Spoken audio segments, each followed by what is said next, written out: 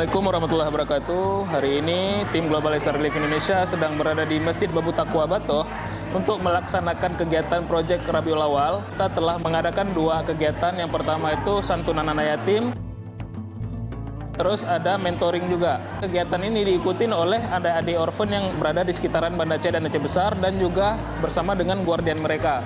Guardian mereka itu diisi dengan kegiatan tausiah